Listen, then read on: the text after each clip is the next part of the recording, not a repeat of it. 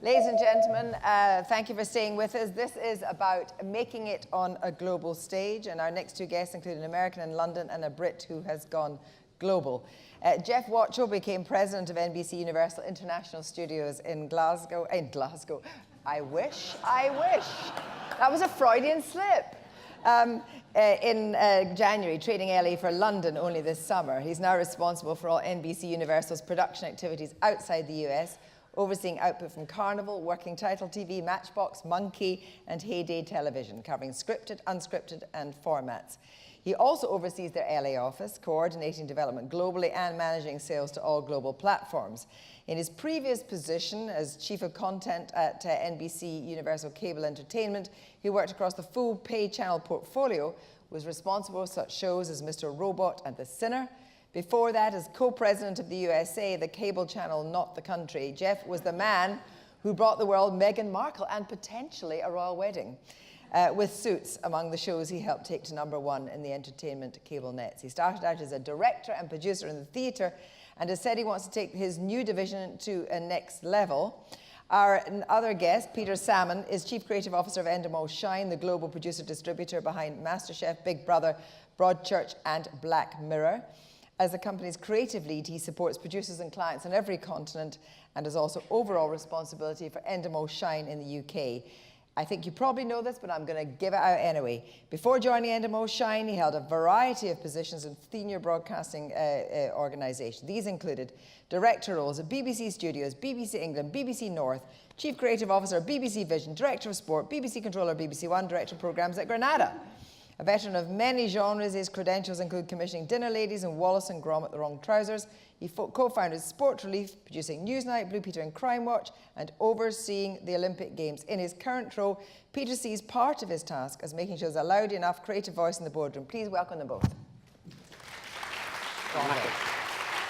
Now, before we start, the key thing, of course, is to welcome you because this is your first big industry gig in your new job. Are they looking like a good crowd? And we already got a round of applause. We just started. I know, but welcome to this neck of the woods.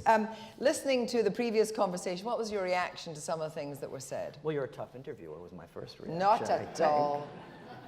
I love the diversity of the panel and the different perspectives, although it does seem like the text and the subtext of today is I would say not just S5, but Netflix. That's the word that's been used more than they didn't today, name check enough of our shows. We were saying they could have name checked more of our shows. They might have done. And you know what? We should give a shout out actually, because Georgia at Amazon. I don't know if anybody's seen they're wonderful. But they recognise the power of the producers, and of course it should be said that in terms of spend in 2017, your spend is at least $2 billion more than Netflix.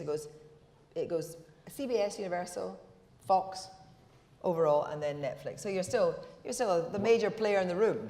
We are a major player. I don't think that's quite accurate, though. Is it better? NBC Universal, I don't think spends quite as much as the big guys, but it is certainly the most important challenge that everybody's facing today. And on that question of the producers being the power, yeah, you are the power.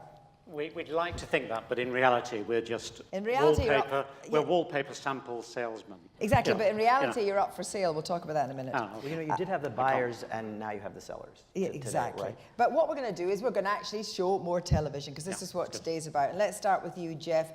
You've chosen a clip. Before we see it, talk us through what we're going to see. We're going to take a quick look at a bit of Safe Harbor, which is, you know what, I'd like to take a quick look and then tell us about it. Let's run VT. Yes.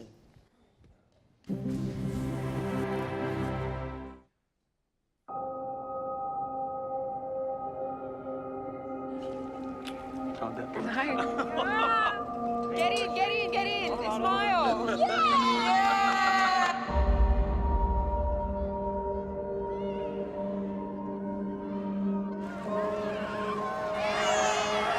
Where's the captain? The boat is dead! Boat is dead! We go to Australia. You take us. Please! And whether we take them on board or whether we tow them, we're putting everyone at risk. We'll take a vote. It's 4-1. We're going to tow them. I woke up and it was like this. They took the dinghy. Life jackets are gone.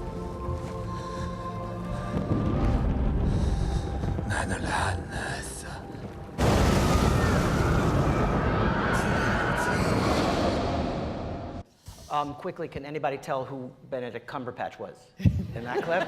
No? Okay. All right. Safe Harbor is an absolutely beautiful piece of local programming that was done on SBS by a company we own called Matchbox, which is a creative-driven company in Australia. And it, for me, in the conversation of local for global, which is the other major theme, I think, of today, is it's a show that is quite specific about two families, about an incident that happens that splits apart and then brings together two families, and it has this planetary theme of immigration. So it's about something, but through character. So that will attract a global audience as far as local being global. Yes, and by the way, one of the things everybody talks about, the frenemy of Netflix, and it's certainly true, but they're also an enabler. Let's face it, before Netflix, nobody was talking about local for global content. It's this extraordinary ability to have an Into the Fucking World or a Fauda, or my favorite this year, Babylon Berlin, which actually is through Sky, but play in lots of local areas, and then we call it global. So your feeling is that it can only be good to have the SVODs in terms of making more content?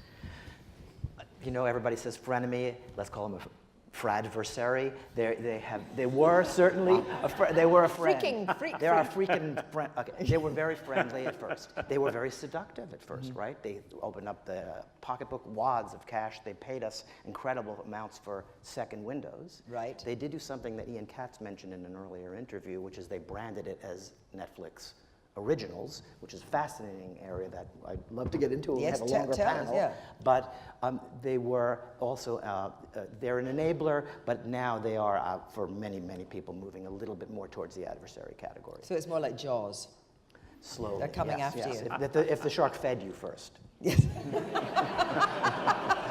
Touché. But I mean, I wonder actually, I mean, if your whole perspective and the business has changed coming to London from LA, how does it look like from here? I mean, are we just a little bit scared? Are we a little bit timid? I don't think so. I think everybody learned, in the US, we've been learning lessons from the UK. First of all, it is a dream come true. I think London is the most exciting city in the world. My wife and I are incredibly happy to be here right now. But the US has been moving towards the UK model for a long time. You know, in the semantics of how we describe shows, the UK has talked about a series for a season, and that more bespoke vision has definitely been integrated into the US way of making shows. When I started 25 years ago, maybe a little bit longer, we were talking about what happens in episode 100. Nobody talks about that anymore, and so we've taken in those lessons. I wish we had more public funding for shows in the US. So we're learning more. I also think, you know, there are a few things that one might do a little bit differently in the UK, but for right now, I'm learning. I'll ask you about that in a minute. Might do a bit differently. Peter, your turn. Would you like to just tee up your clip, or do you want to go into it? No, I do. I feel a bit kind of frothy, though, because I'm going to show you. It's Australian as well, but it feels like we're having a kind of Oz. So kind of Foster's here, but it's a singing show. It was made in the UK. It's a great UK success story. It's UK to the world. We launched it 10 months ago on the BBC. It's called All Together Now. It's now in 10 territories. This is a clip from an Aussie tease of All Together Now. It's one of the fastest selling global formats in the world this year. Have a look at it. You may have seen it on BBC One. Run VT. I'm a little bit nervous for them. Imagine facing 100 music experts. This is different. This is like a wall of people. What can you do to get them all on their feet? That's it!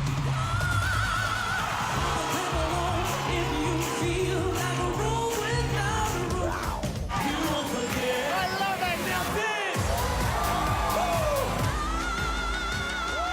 The whole song, all I wanted to do was go. How do you get 100 people on their feet? If you had done it shirtless, I'm sure all the women on the panel would be standing up. Excuse me, only the women on the panel? I wonder what song will get them up. Come on, let me see you take it. Not that one. And which act will have the 100 doing this? We're about to find out. All Together Now, coming to 7. Yeah, I mean, is that your, crazy. that could also be your pitch, because presumably, Jeff, you might be looking at that going, oh, I might like to quite own that, because I might actually be in the business of Endemol Shine. You are, aren't you? I don't believe we are, but it's a wonderful company. Like any other company you asked me about today, it's a wonderful company that I will not be commenting on. He's such a nice guy. Thank you. I like him already. Peter, on that show, I mean, Yeah. I think it's an absolutely fantastic show, and it can really travel, it can round every territory. It's fantastic. You're rolling on that because you talk about being the creative in the boardroom. I mean, you're obviously not saying you're the only creative in the boardroom, but the need to have a creative in the boardroom. Yeah, it's that thing. I remember when I was at Granada in the early days, in the Before 90s, the war. before the sellout to London from the north. I always remember I tried to sneak onto the third floor with the program makers. I said, I want to be on the third floor with you guys, down with the kids. We can be great here together. They said, get back up on the sixth floor and fight our battles in the boardroom. You know, because program makers need a creative voice in the boardroom. It's really, really important. Just fighting for, you know, it might be values, it might be investment, it might be the profile of some of the individuals in the company, after all, are generating all the IP. So I think it's crucially important. But then, for both of you, it's the alchemy of keeping a global business kind of in good heart, because you've got to talk to the Brazilians, you've got to talk to the Australians, you've got to make sure you're fighting for them equally in the room. How do you do that? Well, I think it's a bit like that show in a funny way, you know, the 100. It's about celebrating and glorying in all that diversity and all that eclecticism. But, you know, that's our supply chain. It makes a lot of business sense. We've got 120 companies. They come up with ideas I couldn't possibly generate, great ideas. They bring a lot of difference to the party, shows that I would never have dreamed of, angles that they've got, you know, cultural references I don't know about. That's what they bring to the party, Endemol Shine. We have this kind of big United Nations of idea thing going on. We had the Germans in town yesterday. We showed them our global slate. You know, we love the fact that we're represented in all these. Some of our best ideas come out of Norway. Some of our greatest scripted ideas come out of Israel. Yeah. You know, who knew? It's wonderful, and it's wonderful to glory in all that. And when you've got this, and we've been talking about the idea that there's going to be these kind of global giants, how do you stop some of the small ships breaking away? This is all this analogy about ships and Sir Francis Drake and all this. Can't quite get my head around everything, but anyway, how do you stop the small ones breaking away? I think you have to, you have to celebrate and support and enthuse. And connect. You know, we're very networked. We spend a lot of time together. We come together and we share and we collaborate and we launch shows. I mean, all together now came up in one of our kind of World Cup of Ideas sessions. And it's additive. You know, every time you move a show around the world, somebody tells you something new and different and better about it. And we learn from each other. That's the wonderful thing about our network. And when Big Brother crashes and burns in the UK, yeah, but it's so peculiar. You know, I was in the US last week, and Big Brother is CBS's #1 show in the summer. We've only just launched Celebrity Big Brother in the States. Big Brother in Brazil got a 50% share. We do 6 versions of Big Brother in India. We just brought back Big Brother to Germany and Italy. It's one of those shows which has its own life. So the UK is not that important anymore. The UK is incredibly important. But so where's Big Brother going next? It's only one of 20 territories this year in which Big Brother's playing, which is 5 more than last year. So, you know, you've got to look at the biggest super brands. We talked a bit earlier about Bake Off. Yep. You know, these are shows which have a direct-to-consumer appeal. I mean, just one stat about Big Brother. One stat about Big Brother in the UK. You know, 25 million minutes of Celebrity Big Brother, the last series watched on YouTube. Yeah. I mean, it has its own life and constituency. Those are communities that are talking about Big Brother and thinking about Big Brother. And I think we ought to think in the next iteration of Big Brother, how can we embrace that space a little more? What from your point of view, keeping that creativity going when you're so big? You know, I think Peter speaks really beautifully to the bigger global storytelling. I think we also, we forget when we're in this type of room in a conference and everybody wearing suits and great, clothing. We're storytellers, right? It's all about the anecdote. It's about the moment that you connect to something. So when I watched Safe Harbor for the first time, there's an extraordinary scene where one of the refugees drives a cab, and has a flirtatious relationship with a woman of a certain age who runs a coffee shop. And on his way to work in the morning, he drives past her place and gets an espresso.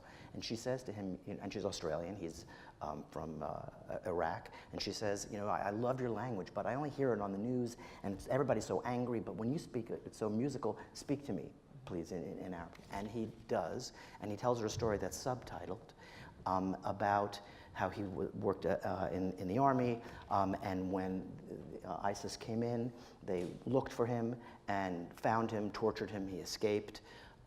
We see in another scene that he's terribly scarred in his back from whippings. They came in, looked for him, and they found his wife, and they raped her, and they took her out, and they hung her from a light pole. And the lady in the coffee shop is leaning back and just relishing the sound of his language. And he's talking about something that's so horrific that even if seeing it would not have been as impactful as that moment. And that's, just to quickly finish, it's that moment that resonates with an audience globally. Well, that's what I was going to say, because what I was going to say, I don't think Brexit necessarily resonates with an audience globally. But what Ian Katz was saying basically about political drama on Channel 4, what you were saying is that drama can bring a different perspective on global crisis. Yes, it can. Yes, you can take the biggest issue in the world and turn it into a beautiful little story, and then it rebounds and echoes back, and you realize that you're really talking about something much bigger than two people at a table. The challenges of technology, the interface between technology and society and progress and human beings. Look at the whole Black Mirror vibe is playing on that fault line. Tell me about how the channel's business and how it all helps you and everything. Our channel's business is things like E, which do quite well around the world. It is, for us, a critical mass to work with as a partner on non-scripted shows. We're doing a show called The By Life with E right now. And it is not yet a critical mass for scripted. So we work with them. They will take our shows. We have a wonderful show that we did called Gone with TF1 and RTL. And in a truly global way, it worked very well on the Universal channels. It is not yet a place that we go to as a first mover for our shows. Right. But maybe, ITV can maybe give you a channel for Endemol Shine shows. Do you think? Do you know something I don't know? I think it's worth bidding for, frankly. I think that could be your pitch, that you could actually fill a whole channel. Which way around? When we're talking about producers, let's talk about IP, and IP being all important. This fear of the SVODs, taking all the IP, leaving nothing behind, attractive in the short term, but also attractive in the long term, maybe if actually the residual rights don't actually amount to a row of beans. What's the best alchemy of that, do you think? Right now, we seem to be with the pendulum swinging towards IP. I think it's because there are just so many choices, any advantage that you can get to break through in the market, and yes, the highest bidder wins. But IP takes many forms. It's Magnum, which we're doing for CBS right now.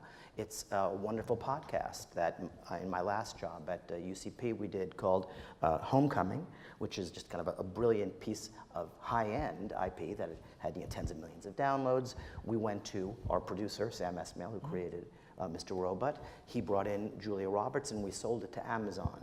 So there's a broad ecosystem there.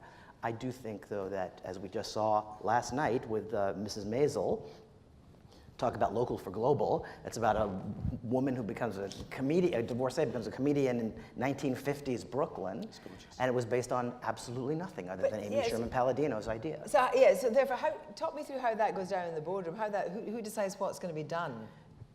Somebody who has passionate advocacy. Yeah. I think part of what Peter's talking about, our place in between, is to be able to be that tuning fork that recognizes a great idea and a great writer. That's a great line, passionate advocacy. Yeah, it is. It's really important. And I think, he or she who have the best production supply chain, I suppose I would say that, but what I mean is the most number of producers, the best creative pipeline from the widest, most diverse number of places, not through. I think what's interesting is currently is not through OTT but through the American networks, is how homogenized a lot of American scripted became, which was then being liberated in many ways by the kind of OTT supply chain and by a lot of stuff which has come out of Europe as well.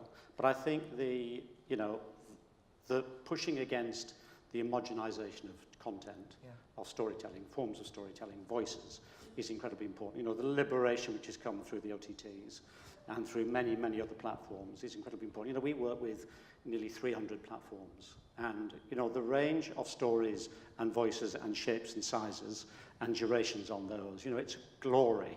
That's the world that it's kind of created best.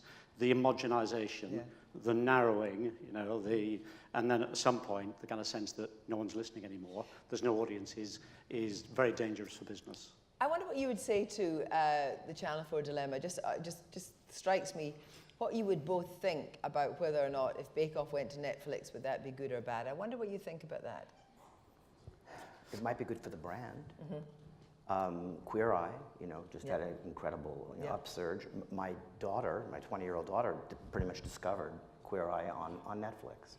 And there's a bit of a virtuous circle that, again, I don't want to make too light of the challenge there, but there is a bit of a virtuous circle where sometimes the SVODs actually do enable an audience to come to a show that would not have otherwise.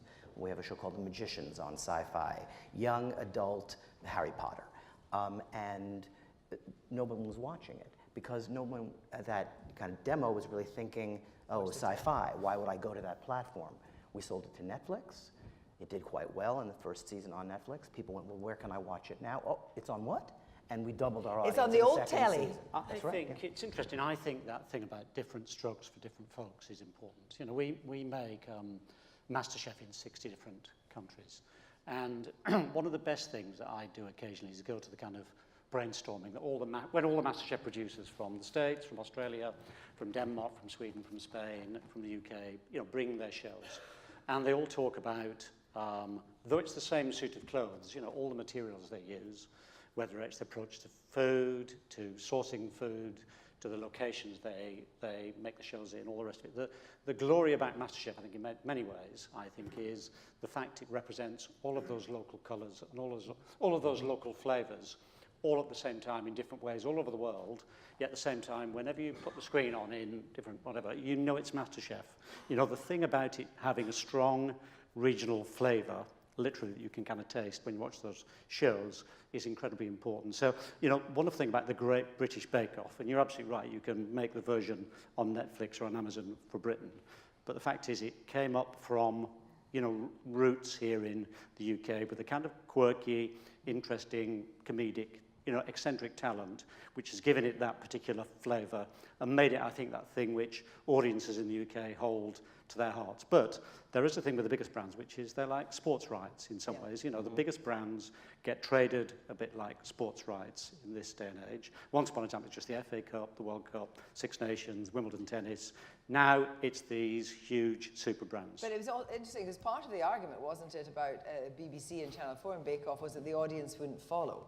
But the audience is so, you know, the audience is completely agnostic in a way now. They don't have a great loyalty to BBC just because they pay the license fee or whatever.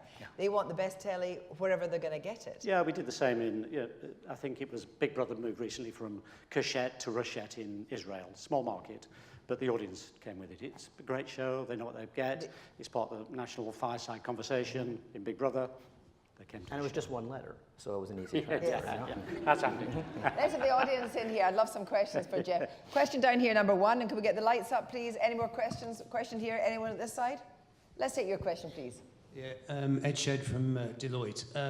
Listening to you, you've done a very good job of convincing me that we're at the start of a kind of golden age for producers where there's multiple formats, multiple customers, multiple revenue streams.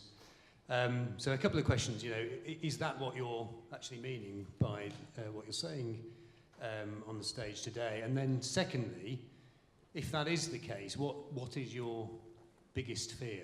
I mean, professionally, of course, I'm talking about, but... by the way, when Deloitte asks, you want to give a good, clean answer, right? So I want to have you know, I think the biggest hope, biggest fear are always related, and right now it feels like the golden age, bless you, like the golden age is giving way to a gold rush. And what might have been incredible opportunity for people to find new platforms and take shows, and anybody can find anything. It feels almost like anybody can make anything, but now there is this kind of panic and gold rush mentality, and everybody is looking for safety on the buy side. So you'll find people who you would think isn't the way to break out and end of the fucking world. That's what people talk about. What's the show everybody talks about this year? Killing Eve. That wasn't big IP. It was just a wonderful writer, really interesting notion, well cast.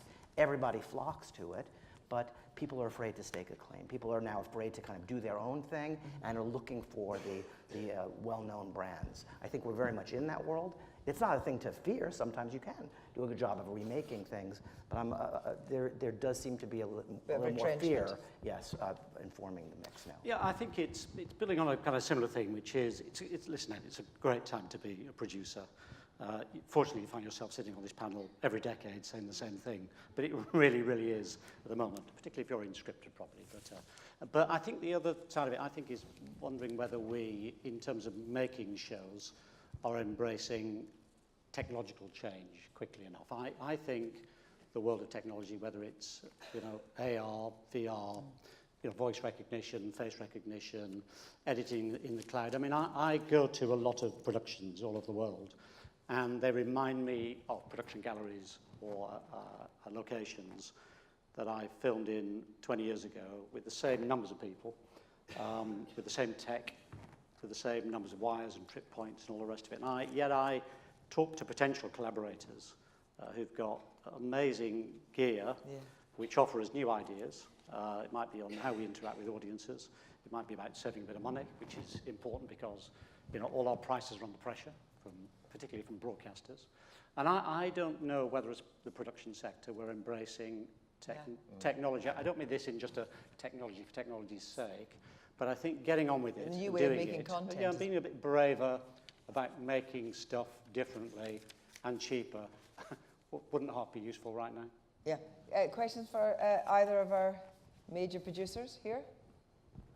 Any more questions? What about the whole question of formats? Formats were a huge thing 10 years ago. You talk about Bake Off, you talk about MasterChef, but are formats really as in as they were a decade ago? Both of you, but particularly Peter. I think they are. I don't think given the war for attention, how do you get anybody to focus on the killer format? I mean, Altogether Now has traveled to 10 territories. Could it have traveled to 20 10 years ago? Might have.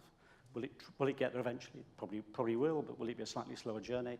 I think the war for attention, given all those platforms, the 278 that we work for, mean that it's harder to command eyeballs and bring, whether you're buyers or audiences, bring them, to your shows, your programs, given they can watch, given that the demand on their time is so extreme. I think it is tougher. I think the role of talent, either behind the scenes or on camera, linked to that content, is more and more important. I think a lot of buyers now are talking about the package. Yeah. It's not just the format. I think once upon a time, the format just ruled, and I think, sorry to say this, Kirsty, but talent was kind of interchangeable.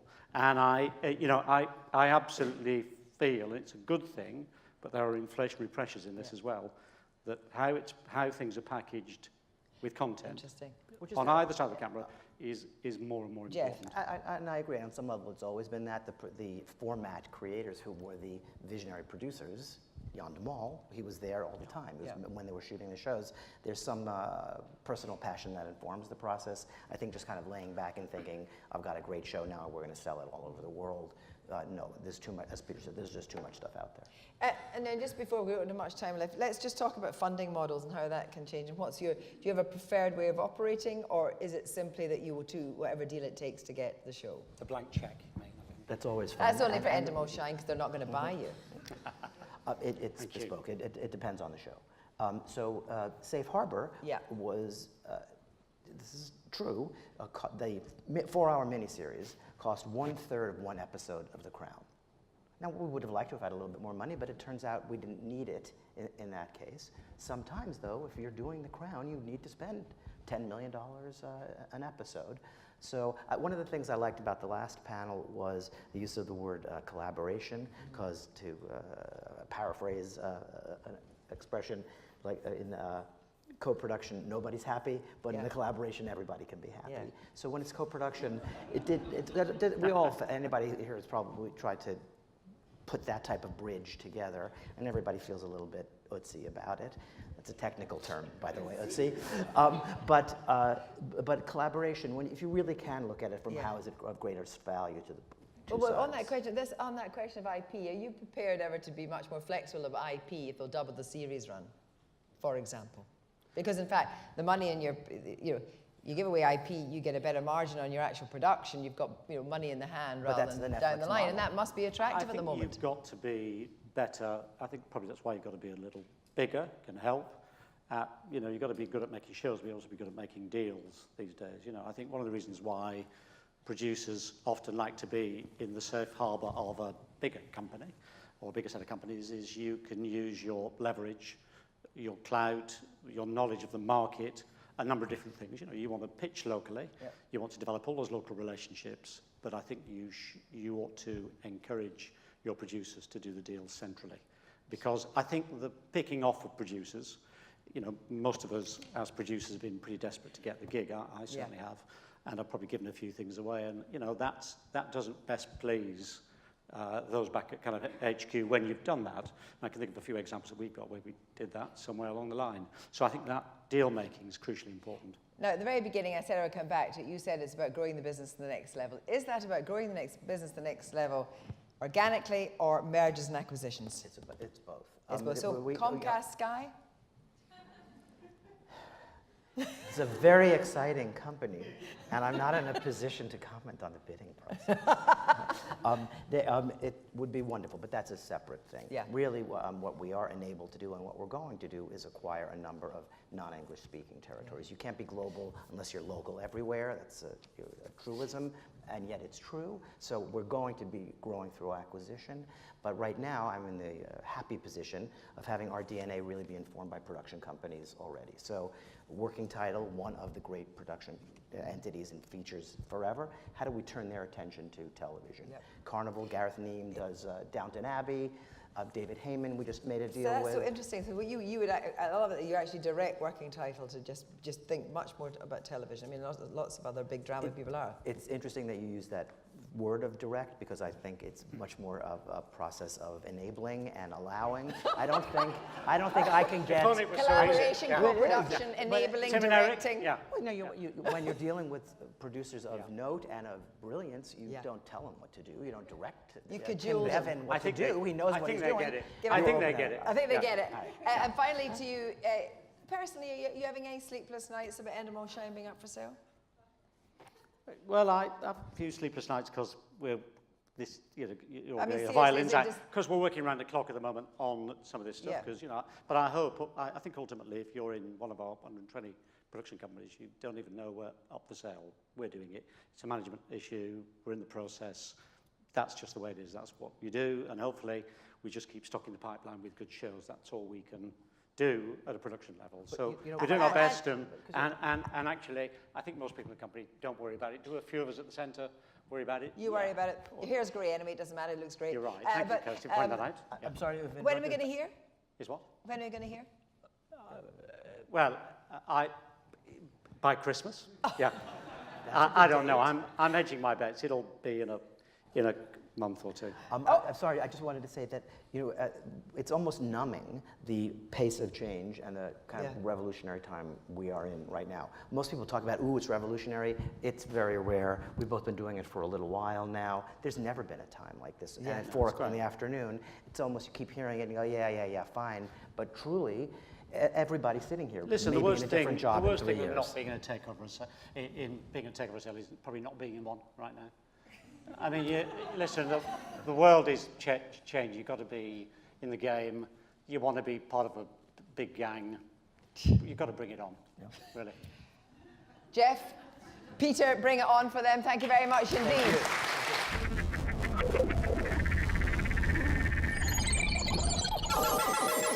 Thank you.